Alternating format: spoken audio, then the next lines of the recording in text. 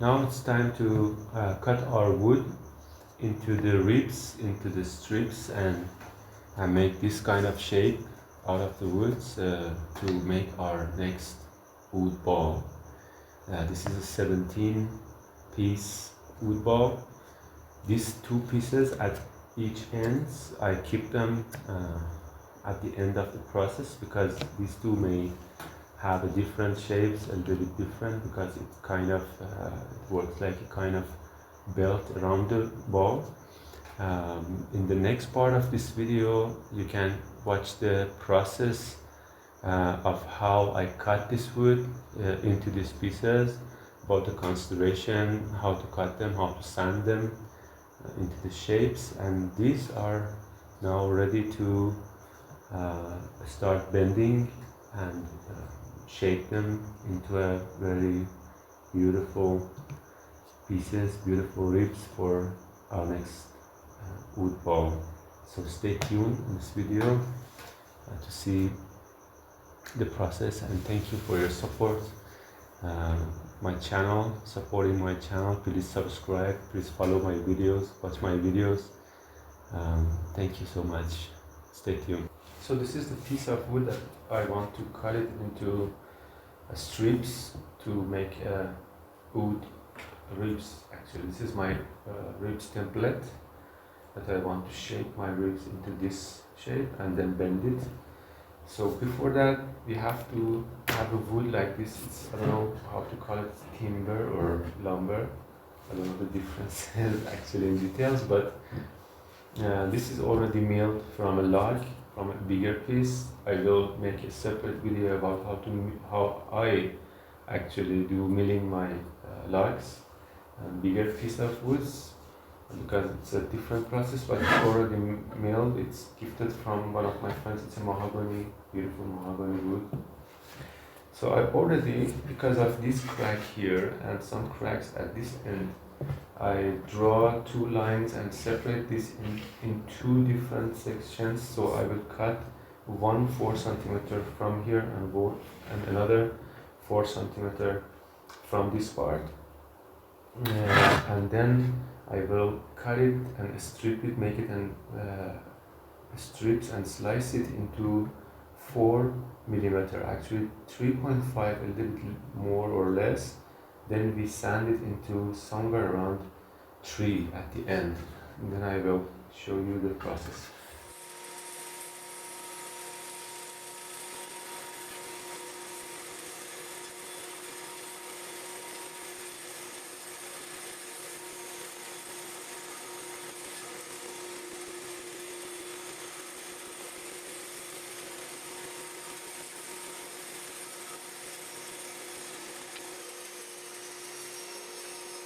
So, because my wood pieces are so long, I'm going to use this piece of MDF to make my table a little bit longer. Because we need some support on the wood when we cut it, we need a longer table.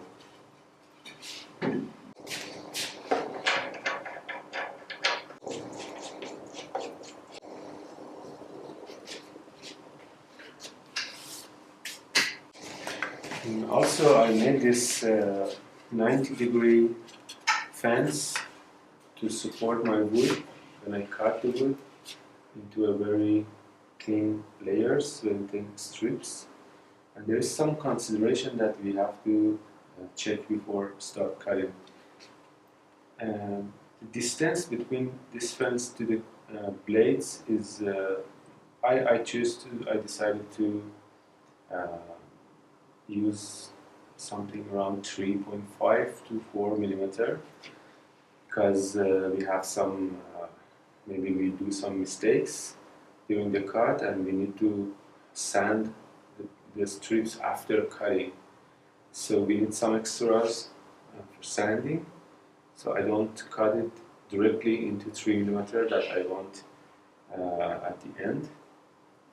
Also, we have to check the blade to be completely 90 degree So I use this tool to check if my blade is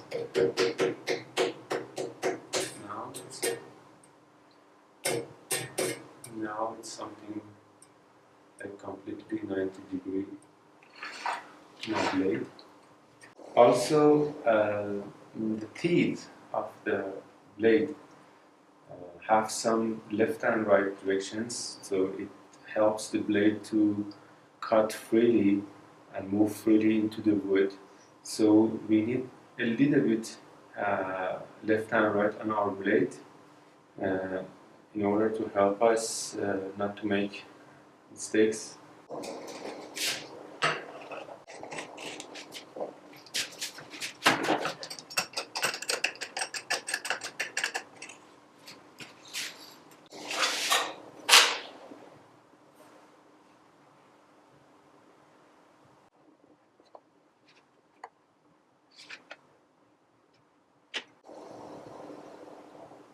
It's 3.5 right now.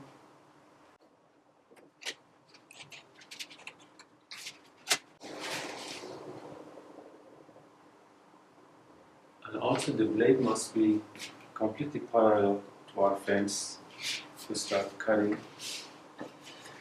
And the second thing is that we have to be sure that we have a complete flat surface that stick to the fence, help us have a very fine cut at the end. So let's check it again. It's 3.5, a little more. So now also you can close it.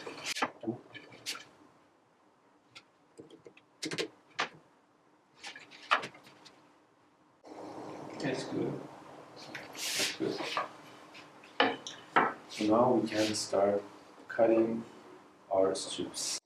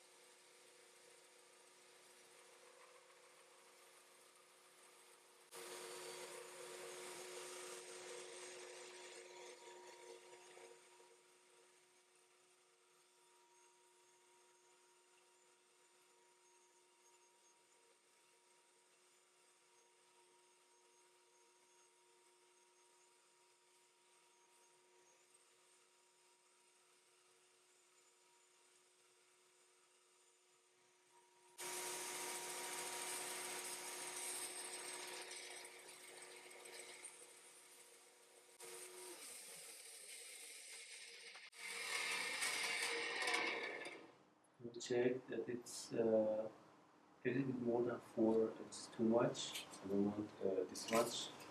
This is 4. So I can make it a little bit closer to the blade to have a little bit less.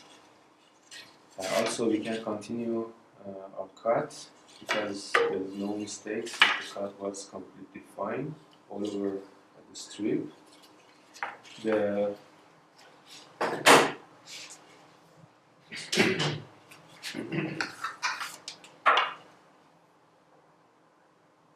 only thing that I have to mention is that when we want to start cutting with the bandsaw, we don't need push forward that much. We have to just hold and support the wood to move freely through the blade.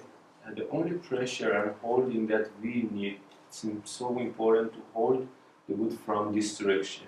So we just keep the wood close to the fence, stick to the fence and move it at the before side of the blade, at this side of the blade, not this side.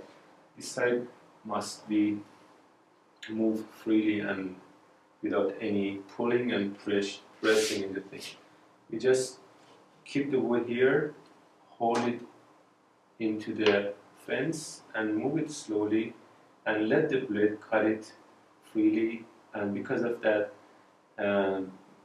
left and right teeth that we have, if the blade has some mistakes, it will correct itself during the cut if you go very slow. So I can a little bit adjust it, a little bit less than this.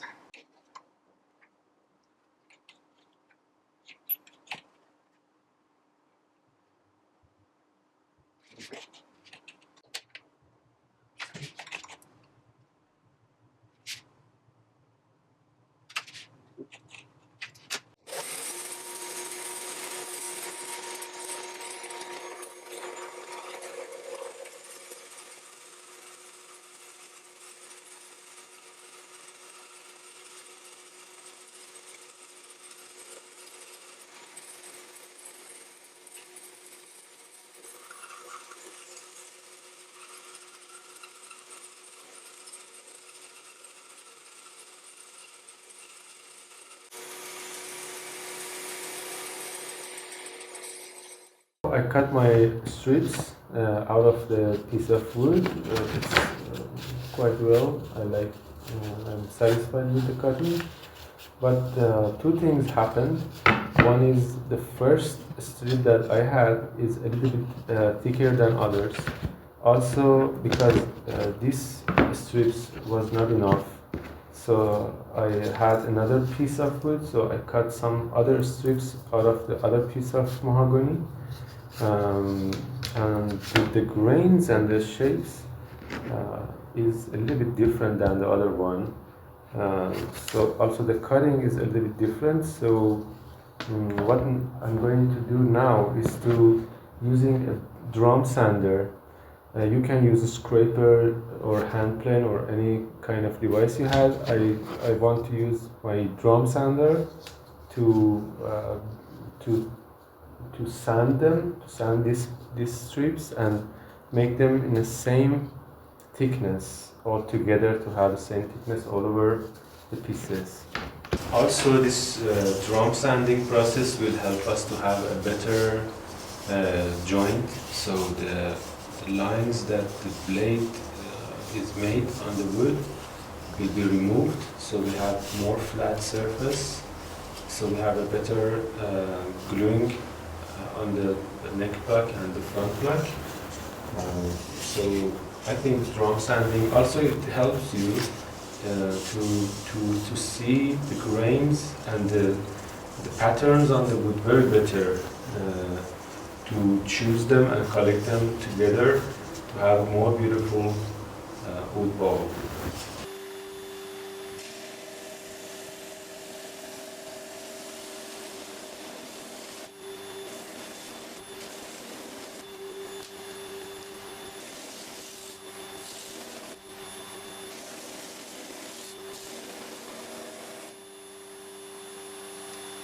So now I have my ribs sanded and it's almost flat, and I got two set of woods. I want to make a ball with a mixture of these two woods. This is a curly maple and this is a mahogany wood, and I have two different wood, want to make a beautiful wood ball. So the things that I want to do right now is to set this wood together one by one, to choose which wood for each ribs actually.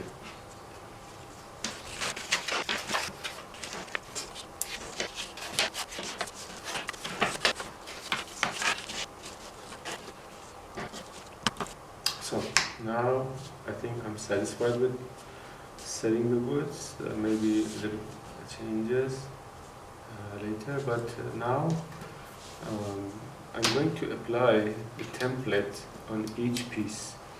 The reason I'm doing this is because I want to cut the ribs, the strips into the rib shape, because I don't want to bend these pieces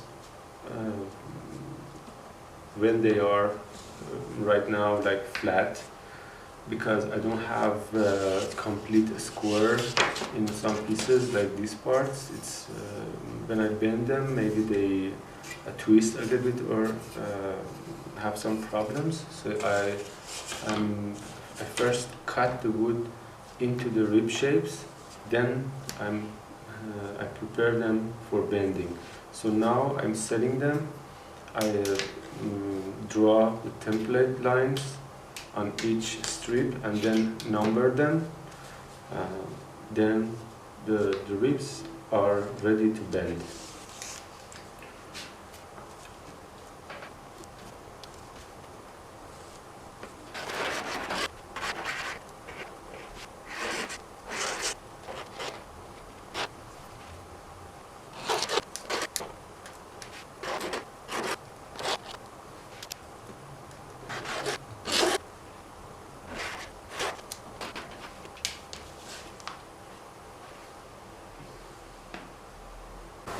So now I got my templates drawing finished on the wall on the strips.